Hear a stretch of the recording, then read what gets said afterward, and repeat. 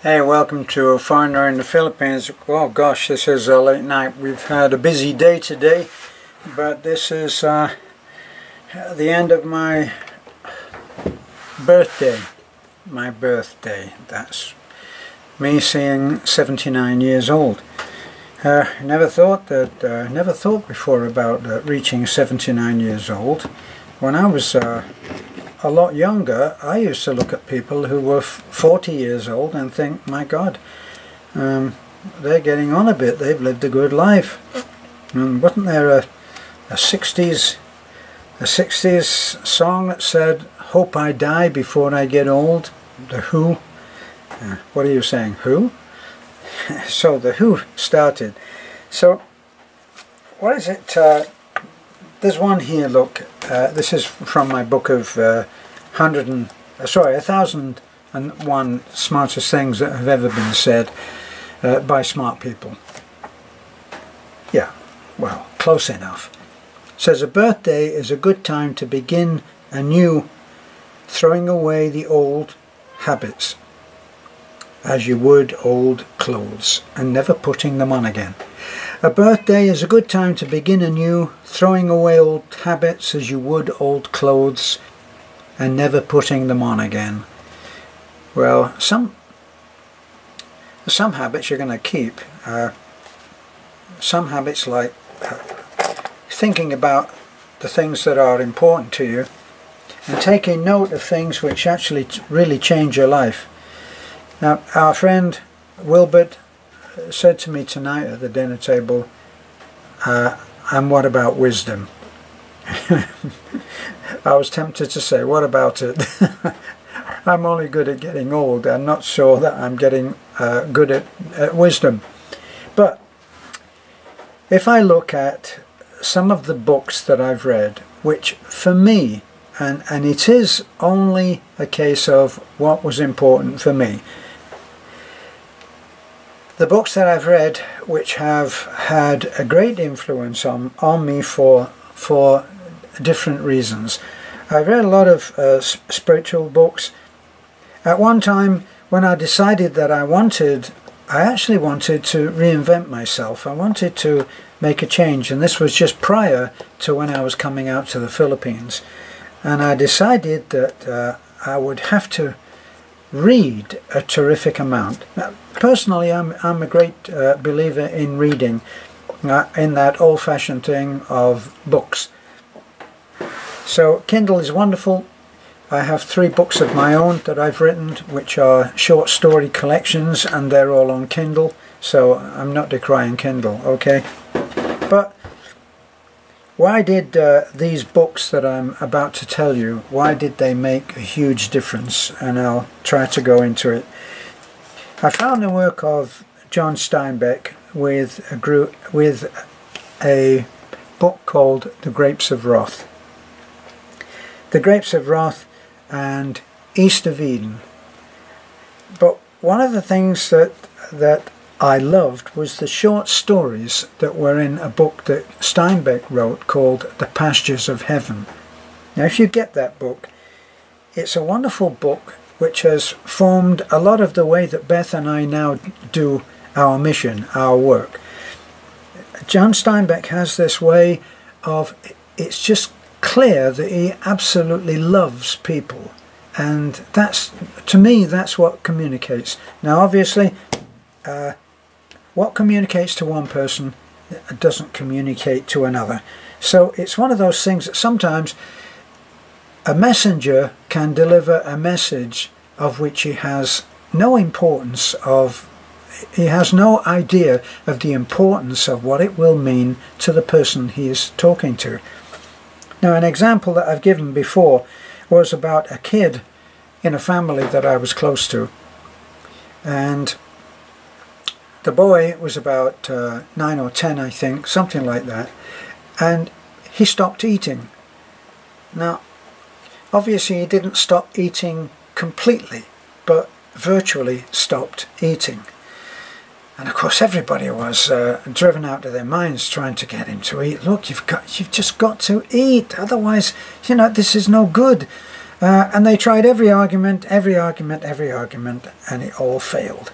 And then there was one person that they all knew that was a kind of an inherited visitor and neighbour from someone who was someone who died left this person, and from the relationship, and this person used to continue to come in, and he wasn't he was a man of little charm, is how I'd say it, and he spoke without really thinking, and he was one of those people who spoke without thinking and didn't actually filter anything. So there was always a trail of dead and wounded as he left behind him in his conversations.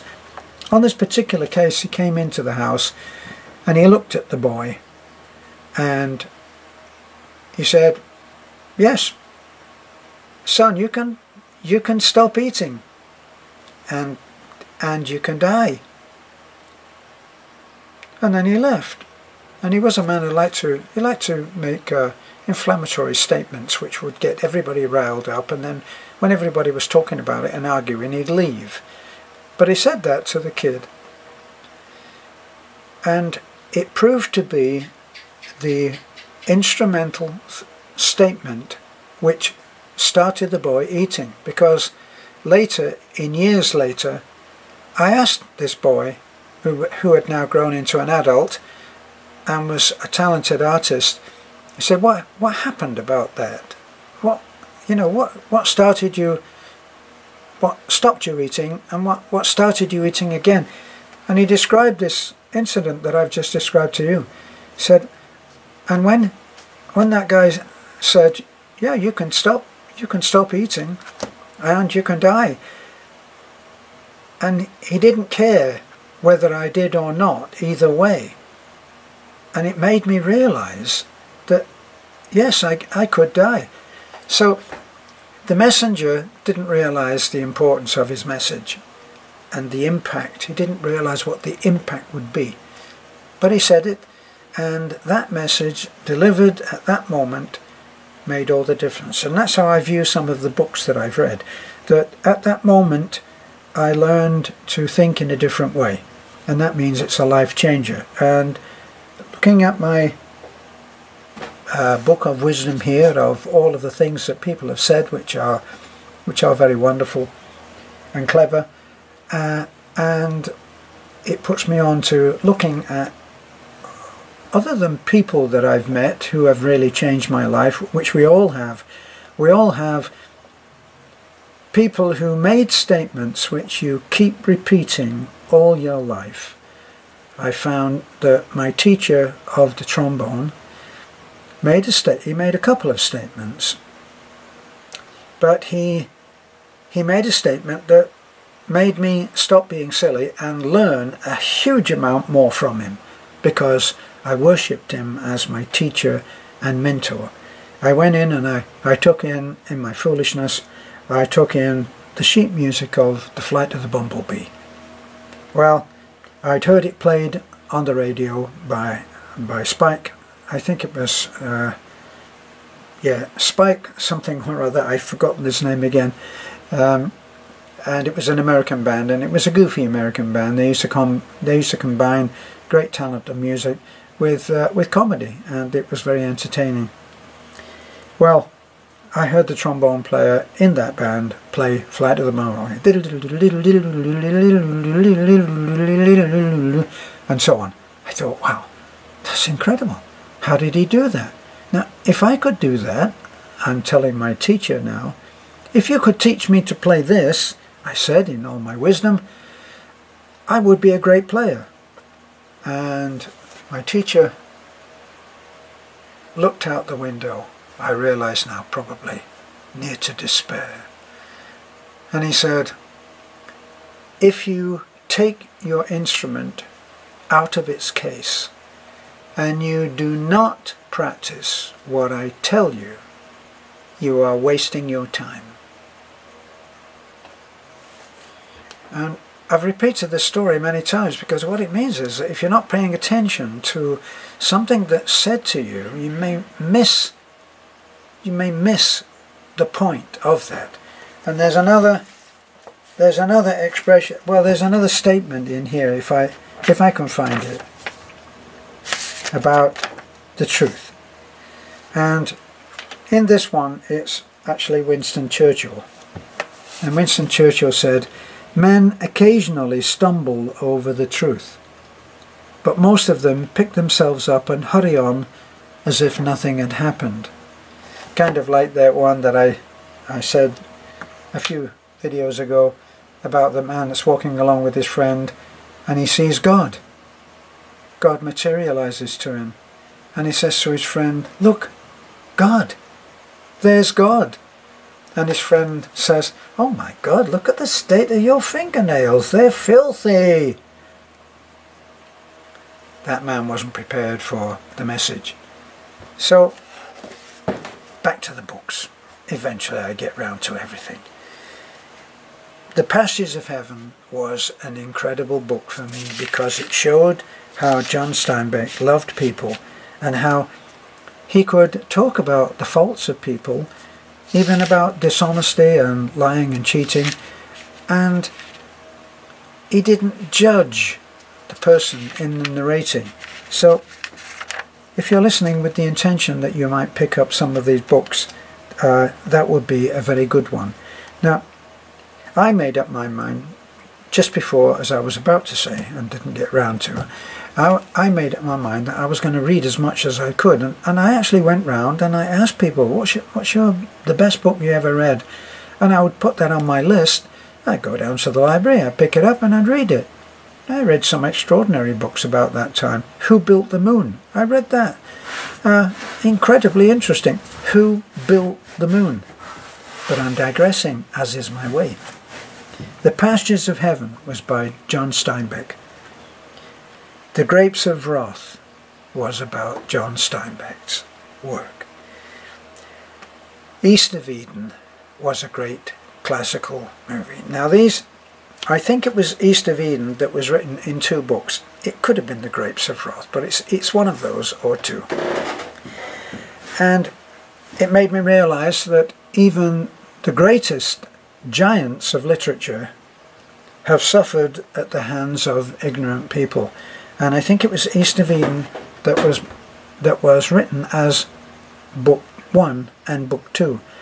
And back then, before you had e-books, which I'm sure that John Steinbeck would have taken advantage on if he was still with us, it actually the man who read the book when it first went there was quite dismissive. He said, "Well, why didn't you just write 1 book instead of 2 books?" And John Steinbeck was quite a little bit miffed at that. So, Passages of Heaven, Grapes of Wrath, East of Eden, all incredible books. The Grapes of Wrath was about the Great Migration from the Dust Bowl, I think Oklahoma. Don't quote me on my geography, okay? But during the Great Depression, thousands of people who were farmers and had lost their farms when the loans were called in by ruthless bankers, and the farms were made into huge, huge farms, and they lost their homes, they lost their farms, and with what little had, they took their families on beat-up pickup trucks that were often made out of cars, and they just chopped the back off and they put a pickup truck bed on it. They loaded everything, including people, into those trucks, and they migrated to California along Route 66. And in doing that, they had incredible experiences. And the family that Steinbeck had you follow was a great family and they suffered great challenges. And a few things there stuck out in my mind, that when they actually reached a place where they were going to pick fruit, and of course they'd been given terrible information about how they were hundreds of jobs, thousands of jobs, and they just couldn't get enough people to pick fruit, and they couldn't find enough. And this was quite untrue. When they got there, it was very, very hard, and they stayed in on a farm where the migrant workers who had nothing and had no homes, they had these huge trucks that were what were they called? The cargo trucks that went on the back of trains, and they bought a load of those surplus, a little bit like the containers of today, and people lived in those and were glad at the time to do it. And then they paid them such little wages that when they went to the company store, that was the thing, they worked for a farmer who had them pick on very meagre wages. He charged them rent for living in what was little more than a container, and then for their food and supplies they went to the company store. So it was a big thing, round and round, and as much as the farmer paid out, he took back. There used to be a famous song called 16 Tons. I've forgotten once again a lot. I don't know the man who did this, but he was a famous man, and I've been told before, and somebody will tell me again, but it was, you load 16 tons, and what do you get? Another day older and a deeper in debt. Don't, Peter, don't you call me, 'cause I can't go. I own my soul to the company stores. If you see me coming, better step aside. A lot of men didn't, and a lot of men died. One fist of iron and the other of steel. If the left one don't get you, then the right one will. You load 16 tons, and what do you get? Another day older and a deeper in debt. St. Peter, don't you call me, 'cause I can't go. I owe my soul to the company stores. Sorry for the little brown out there, but that's part of living in the Philippines, or on Bohol at the moment. So that was kind of about the grapes of wrath. Now, Catch-22 was a cynical look at war, and it was about a fictional war that was somewhere around the Second World War time, and it was another way of looking at things. Very dry back and forth humor, where he began to have one thing that he was about to say, and then it would lead off into another, and it just roped you in, and you had to read it. But that's only my opinion, of course, and I think actually I've actually got the Catch-22 here.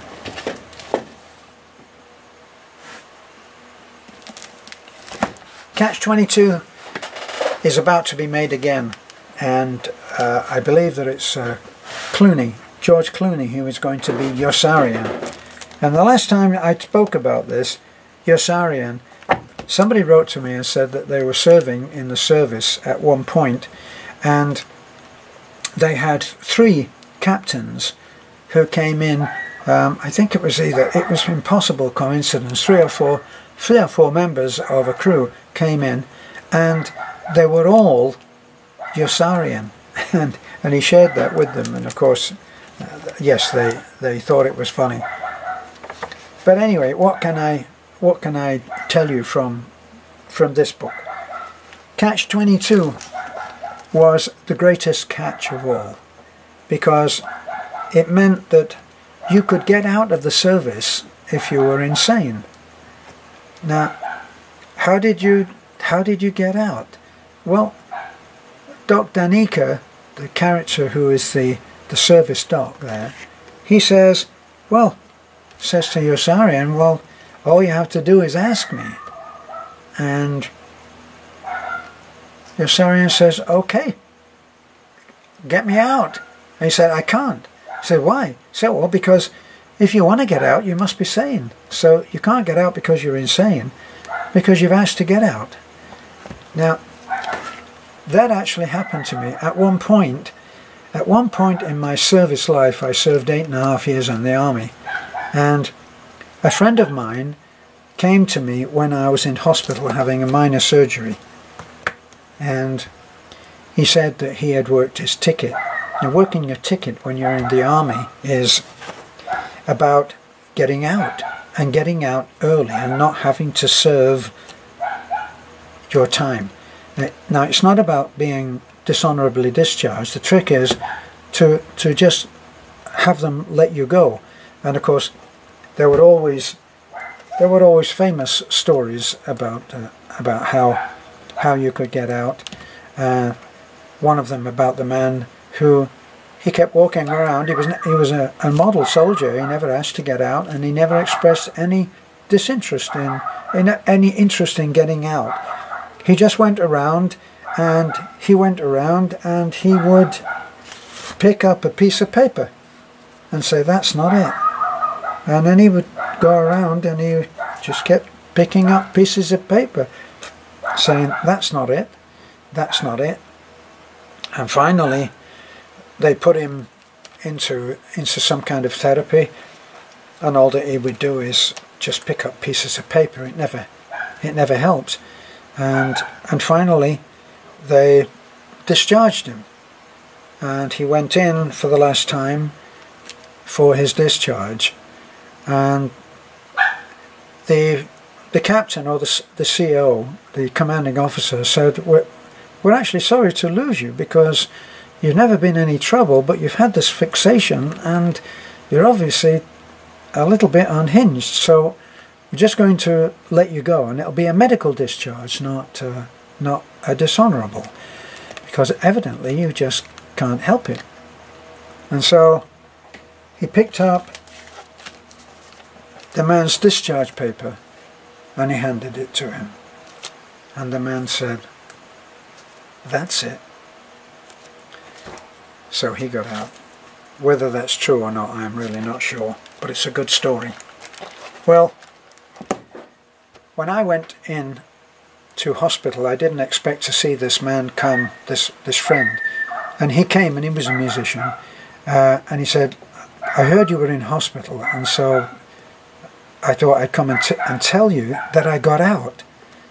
How did you get out? He knew that I desperately wanted to get out of the army. I was in for 8.5 years, by the way, and I went in when I was 15.5. 15.5, you make a decision for 8.5 years of your life. It can't be done now. Anyway, I asked him what he'd done. Well, the way that he'd done it was, he had gotten a load of pills, sleeping pills, and he'd gone to Piccadilly Circus, and he had walked. There's one particular block in Piccadilly Circus which takes about 2 minutes to walk around, and he walked around that block popping these pills, phenobarbital pills, until finally he said he passed out. Well, he had on him the empty bottle in one pocket, or the empty bottles and the full bottles in the other. So it was deemed that he was a suicidee. He finally got to Netley, which was the medical centre, the psychiatric medical centre for the army, and that was in Northampton, I believe, or Southampton. And they took him there, and he said that he spoke to the psychiatrist, and he just said, "I'm just so unhappy that I just feel an anger that's building up in me, and I'm just afraid that I might take a knife and plunge it into somebody." And the psychiatrist there said, "I'm going to get back to you on this." Well, he came back to him and he said, "You may well be faking this, but because of downsizing the army at the moment, we're going to let you go on an administrative discharge, which is not dishonourable." He said, if you're prepared to fake this, the army doesn't want you. And he said, Terence, if you do this now, they'll let you go.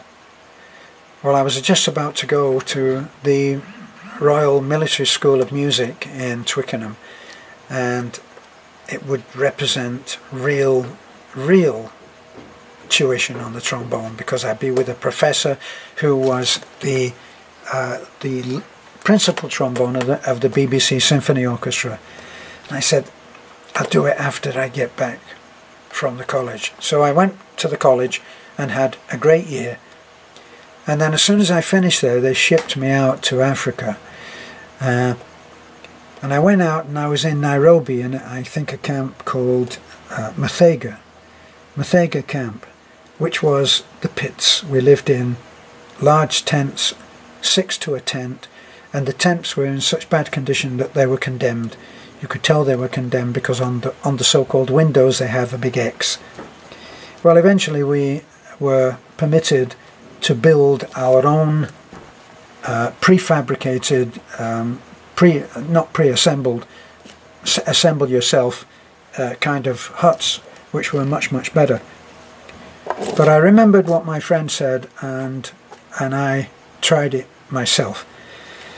My friends took me to the NAFI, which is like the PX, which is our canteen, and I drank a lot, rum and coke, until I passed out, or nearly passed out. And then we all got me back to the hut where I was living, and by that time I threw up.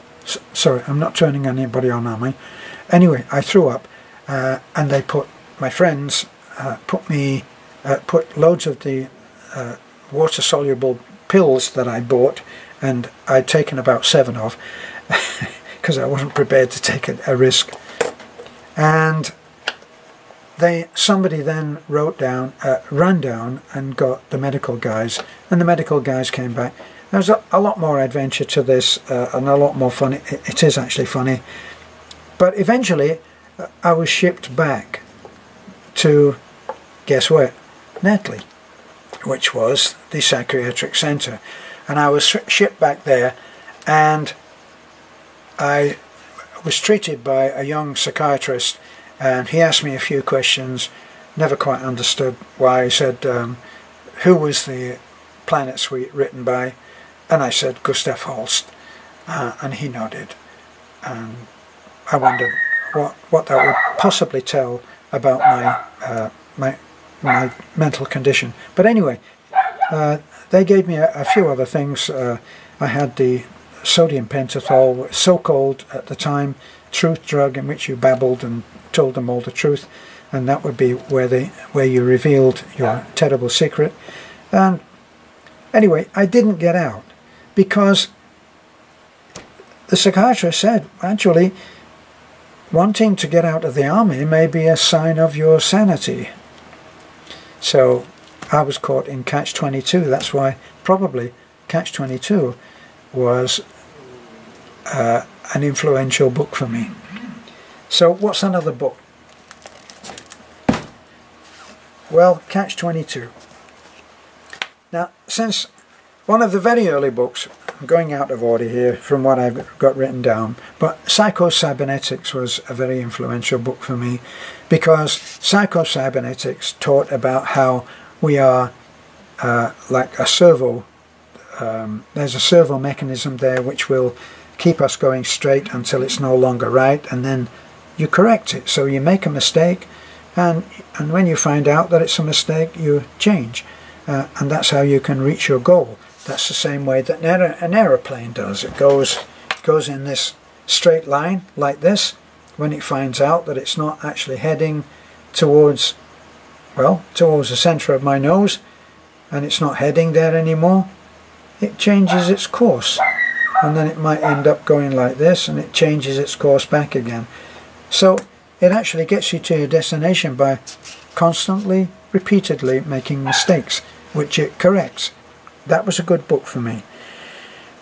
The Case for Christ was probably a very influential book, because The Case for Christ was written by someone who had access to some of the greatest scholars, greatest minds on the subject of the soul and the Bible and Jesus and the works of Jesus. And he investigated it according to the interviews that he had with these various great scholars. And of course all of the references are there of the great works that these people that he interviewed were, and that was very influential. So I think that was a very influential book for me.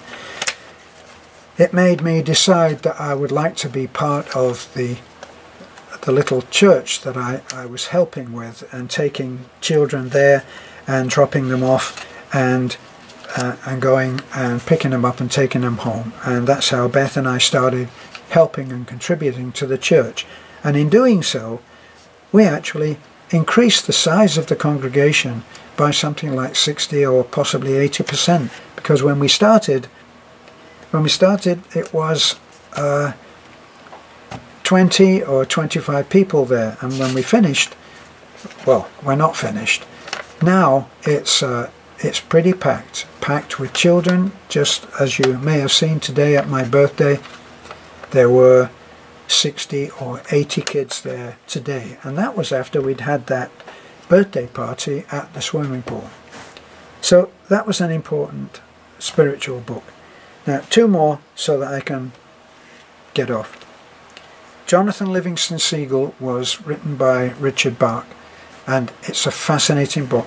Thin book, very easily read, but not easily digested. Jonathan Livingston Seagull, so have a look at that. And then if you like that book, he also wrote another book called Illusions.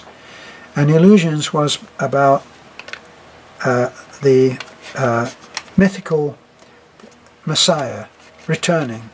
And the Messiah returned, and it turned out that he was a mechanic. And he started to create miracles, and people started to follow him. He got fired from his job because they couldn't deal with him trying to do car repairs while he was doing miracles, so they asked him to leave. And eventually he said, I'm not going to do this, I quit. So he goes to the equivalent of the Garden of Gethsemane, and the people wait for him outside because they know that he has gone to speak to his Father. When he comes out, they say, what happened? And he says, I quit. So he quit the job of Messiah and started barnstorming around the country. So that's another fascinating book, and easy to read.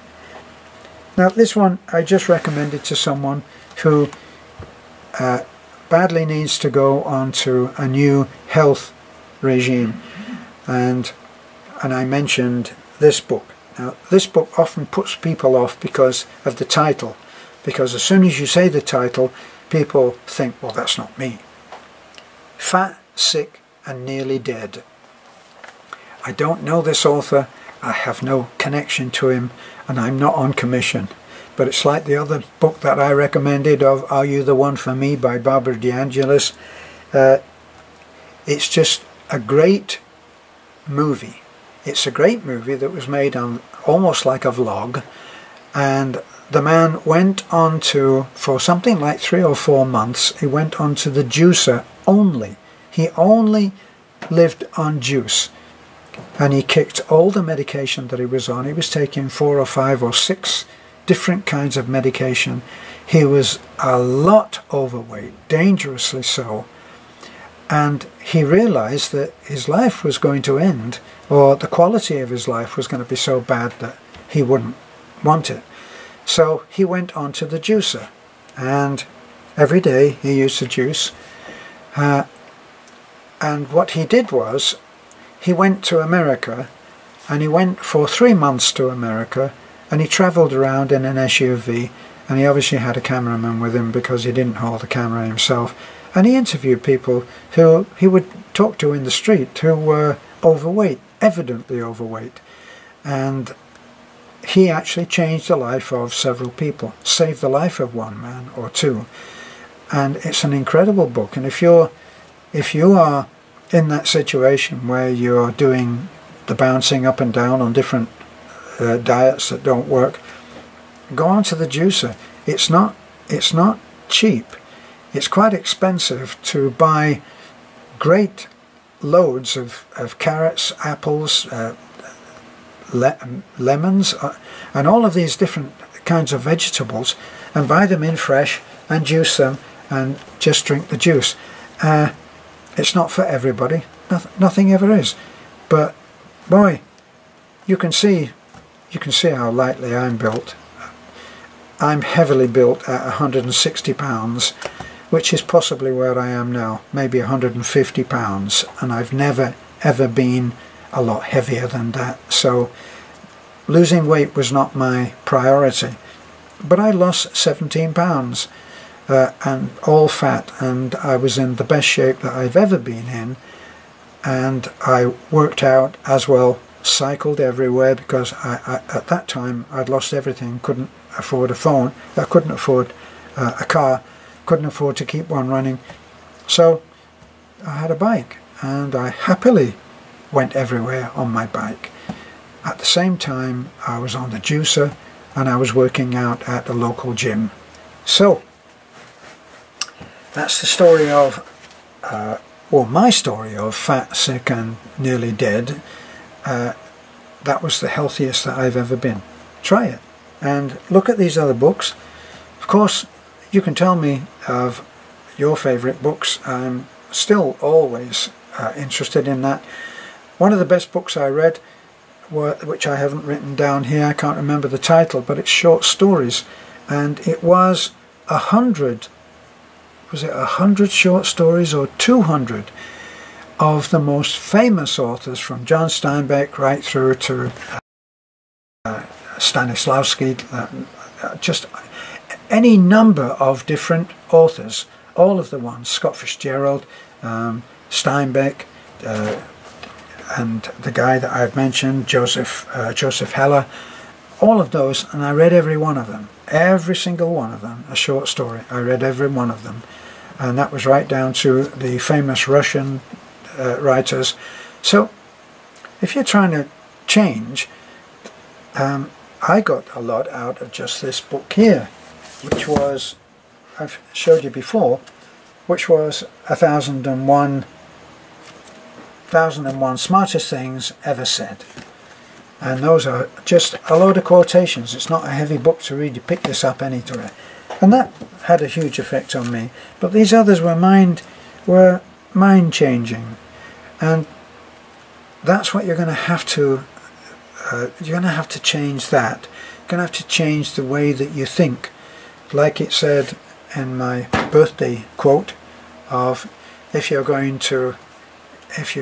reached a birthday is a time when you can bring about changes and cast off old habits like pieces of old clothing and never put them on again. Well, especially if you're coming out to the Philippines, look up the changes that you think you need to do now and do them, and when you finally get on the plane to come out here, as I've said before, you can simply leave your old self behind. It'll take practice, but you can do it. These are my birthday thoughts. Hope you're born with me on that. Just remember that age is no guarantee of wisdom, and that's for sure. Thanks for looking in. This is A Foreigner in the Philippines.